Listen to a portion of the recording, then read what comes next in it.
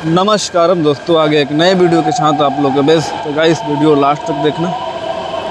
Channel पे नए होंगे तो चैनल को सब्सक्राइब कर लेना, बेल आइकन को प्रेस कर देना, जिससे आने वाले नए वीडियो के बारे में आपको पता चल सके। बहुत ही कमाल का गाना आया है एक नीलकमल सिंह का, मज़ा मिले लगा। स्पीड रिकॉर्ड भोजपुरी से इस गाने को रिलीज़ किया गया है और अभी तक आपने नहीं देखा है तो जाइए देखिए, बहुत सारा प्यार दीजिए।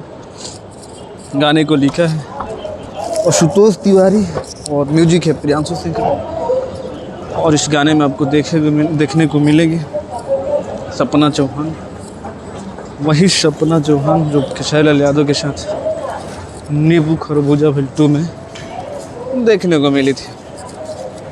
बैक टू बैक इनका गाना आ रहा है और बहुत ही कमाल का गाना है। गाने का जो ट्यून धुन है, ऑलरेडी एक गाना आज से बहुत दिन पहले नीलकमल सिंह ने गाया था, रतिया में सपना देखिला पूरा पूरा मजा मिले लाना पूरा, उसी से मैच कर रहा है।